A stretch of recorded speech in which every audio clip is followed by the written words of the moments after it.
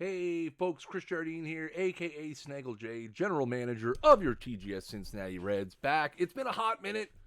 We kind of just rode the wave for the 2033 season, but we are back with a season recap episode of the Big Red Machine.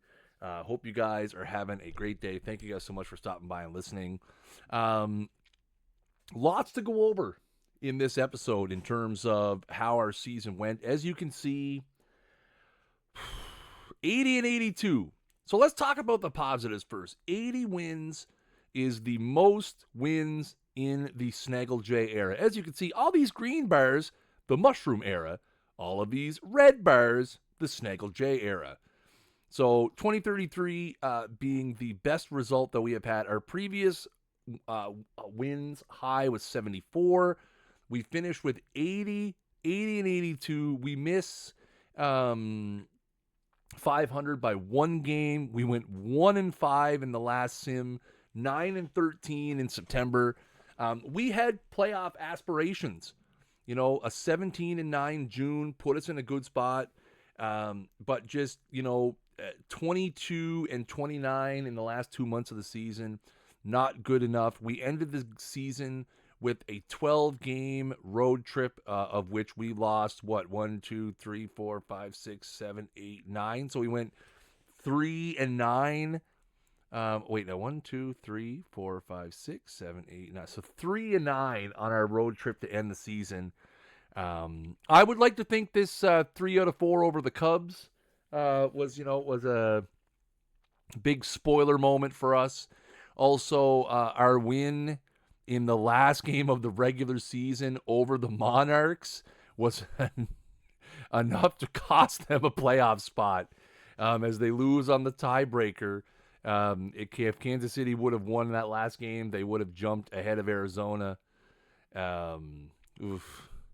I feel bad for Cube. For those of you who follow my foolishness in the Discord, I predicted the Monarchs would win the World Series. So, yeah, I guess that doesn't go as well as you think. I like the tree view better, so you can see we are into the quarterfinals now. Jays, Angels, Athletics, Twins, Pirates, Diamondbacks, Phillies, Marlins.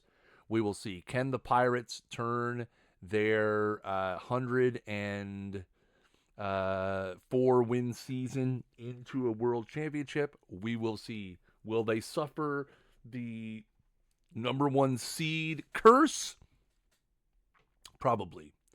Again, I will say, while I am disappointed with how we finished, and it was nice to play meaningful baseball in August and September of a season. That's the first time we've been able to do that. I'm really leaning into, the build that we have. Obviously, again, we are very offensive heavy. 3rd in runs scored, 2nd in OPS, 1st in home runs. Again, we have a very, very offensive laden team. We had 3 players with 30 plus home runs, 5 players with 20 plus home runs. Obviously the pitching, runs against, 13th is probably the highest we've ever finished. 14th, the bullpen had a really good year. We're going to talk about that in a few minutes. So again, the biggest positives for us is all of this core remains in place. This this top 3, top 4 offense in the National League will continue to remain together unless we choose to part pieces out. All of these guys are under contract. Obviously we suffered a lot of injuries. When you look at, we can pull it up here real quick. I know we're kind of doing it live here, but when you look at the injury summary, we had the 4th most IL days, and a lot of that for us was starting pitching. We had, Hudson is out, Strong is out, Gaspard was out most of the season, Green was out for a long time, Sinopoli, who was a guy that we acquired in a trade, pitched well, then got hurt. Just so many guys injured. That's not ideal. That's how the dice rolls be in this game sometimes. So we just kind of have to roll with that, but obviously not ideal. We start looking at the seasons that some of our players had. We'll start with the pitching side. So, um, the big story here is the seasons that we got from our waiver wire pickups. So, Geronimo Flores, Alec Long, Alfie Gallagher, all guys that we picked up on waivers um, at various points of the season. Geronimo Flores, who he did run a little colder late, but again, 85 innings, 1.6 wins above replacement, 97 Ks, a 2.63 ERA, a 2.04 opponent's batting average. Again, you know, when you have a guy you pick up for nothing, great season. Alec Long, 8-1 with 3 saves, a 13-7 shutdown to meltdown ratio, 74 innings at 82 strikeouts. You love to see that. Gallagher was a guy that we picked up later. You could see for us, he went 5-0 with a 3.19 ERA. Again, really, really, really good pickup. A guy that was quality. Our bullpen, I think, definitely took a step forward this year. Obviously, Guardiola had a bit of a down year. He does. The ERA jumps considerably to 4.56. His FIP, a fair bit lower than that at 3.88. Again, he still posted 125 strikeouts, but this will be a tough decision for us. Guardiola does have a team option for next year at $18 million. Again, he's 34, almost 35. Do we, chance that for another year? That's part of the big decisions that we have to make early on here, as we get ready for the offseason. Obviously, we expected more from Grayson Ailman, but I think some of the peripheral stats not great. He still averaged more than a K per inning. His BABIP was 342, which is not great. His FIP, a full run lower than his actual ERA at 453. He goes 12-11. All in all, again, we expect more out of a guy who's making $42 million, but he still ate a lot of innings. They were productive. He got us into situations where we did, have leads after he left the game. Again, the K percentage being high is great. We did take a jump forward in strikeouts. That is something that I consciously really tried to do was, we have a small park and not the greatest pitching, but we did put a very strong focus into guys who could strike people out. And you could see, 10.5, 10.4, 10.2, 9.9, 9.2, 8.2, 8.1, a lot of high K per 9 guys. And that is something we will probably continue, to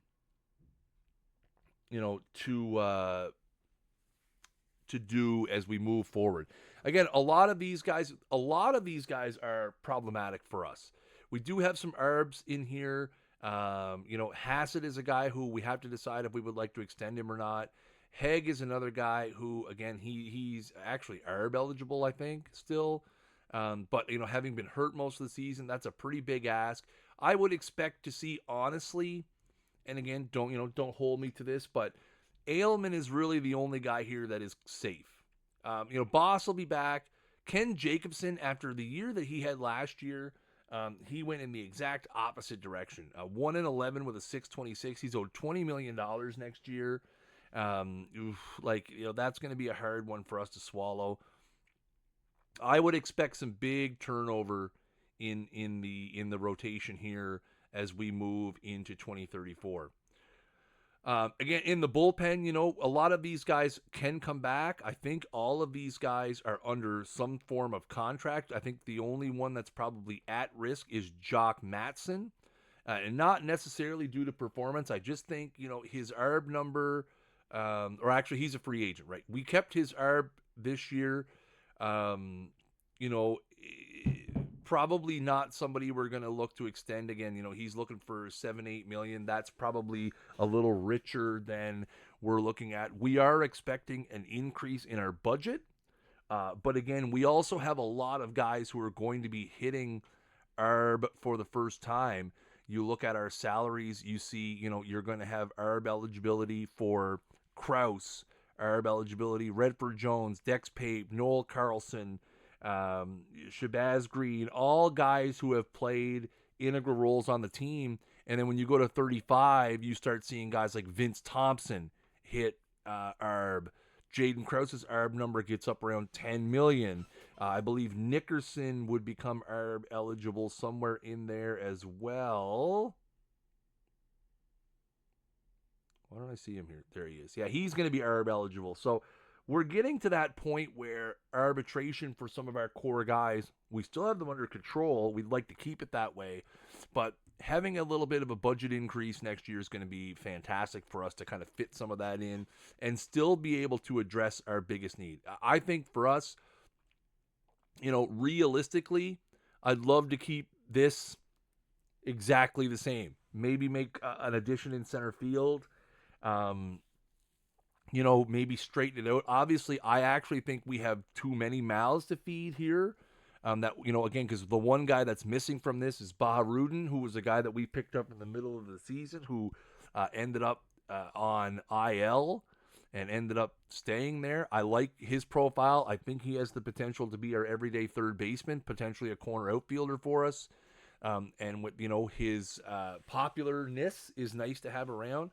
He did, have a 864 OPS in 116 at bats for us. So I do think we are going to have a hard time finding somewhere for everybody. So we might run into the situation where, we need to look to move a bat potentially to fill a hole in our pitching staff. We also have some guys in the minors that we're going to talk about in a minute. Where we might have to look at potentially, getting some guys up from the minors. When we look at, again, this season for me was the coming out party of Vince Thompson. Again, he feel like he's been around forever. It's actually his third season in the big leagues, his first one where he made it through without injury. And what a season it was for Big Vince. He has 189 hits, 97 runs, 44 doubles, 38 homers, 107 ribbies. He slashes 316, 389, 596, almost breaks 1,000 OPS, and has a 6.1 wins above replacement. This is the Vince Thompson that we drafted second overall in 2030. We finally got to see it in a Elijah Babler-less world. Vince Thompson is the National League most valuable player. I don't think there's any question that Babler is the National League most valuable player. But when you look, he's third in batting average, 8th in homers, second in on-base percentage, third in slugging percentage, second in OPS, second in batter wins above replacement. Just a very, very good season and exactly what we expected from Vince Thompson when we drafted him. Love to see that. Hopefully that will just continue. 53.3 weighted runs above average, which is just an astronomical number.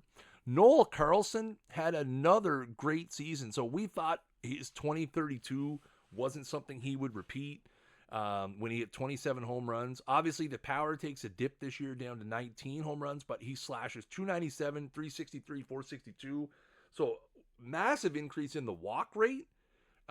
Or in the on-base percentage rate. I think the walk rate went up as well. Should have. Up from 6.7 to 9. He dips the K rate. For a long part of the season, he was leading the National League in batting average. And then I think it was July that happened. August happened, and he hit 194. Bounced back in September with a 305. So another great season for Carlson. I'd love to have a scenario where he doesn't have to play short. We do have Lou Schaus, who we drafted, that does have 80 infield range, that will likely be pushing to be our starting shortstop next year. Figueroa has another good year. Again, I think he steps back a little bit from what he did last year. We've seen a reduction in almost everything, but still a very productive season, almost 3 wins above replacement. I think the biggest concern there is his dips to the defense. And again, a lot of that has to do with the fact that we asked him to play center field, which is not really his bag. As you can see, though, his time in right field, again, that's just he played a lot of innings in right. The ZR down. The efficiency or the percentage about the same. The efficiency a little bit lower as well. So a bit of a step in the backwards direction for Figueroa, but still a very productive season for him. Again, he slashes 288, 347, 466, 22 homers. Nothing wrong with that. Again, he's still only 24. And then there's a lot of guys that could call out here, and I'm going to save some of it for the tier list video we're going to do later. But T.J. Nickerson, his second straight season breaking the Reds single season home run record. He becomes the first Cincinnati player in TGS to hit 50 home runs. He now has 98 home runs in his first 2 seasons. If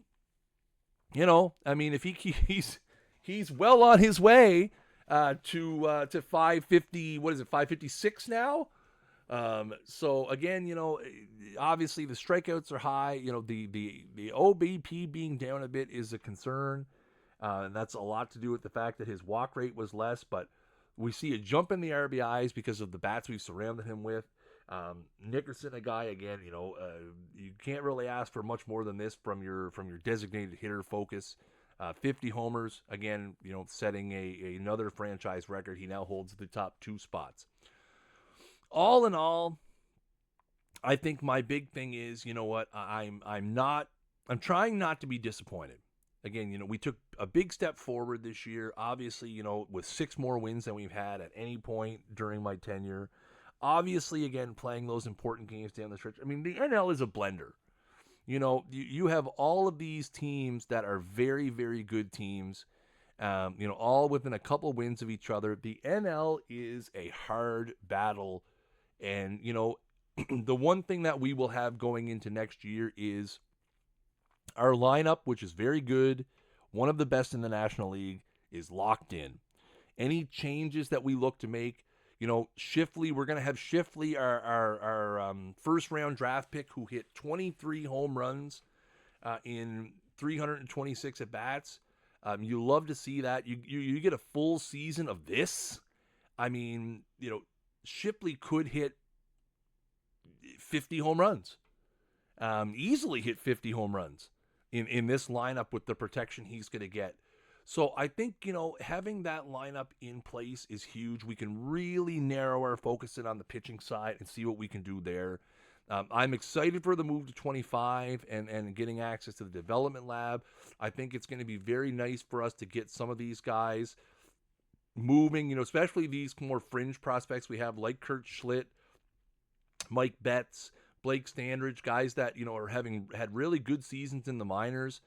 Trent Hutchins is another guy. I don't know if he makes the list of prospects, but Trent Hutchins is a guy that had a really, really good season. He hit 332 in Double-A this year. So again, it's going to be really. We've got some talent. We've got some talent, down the pipe as well that are kind of knocking at the door.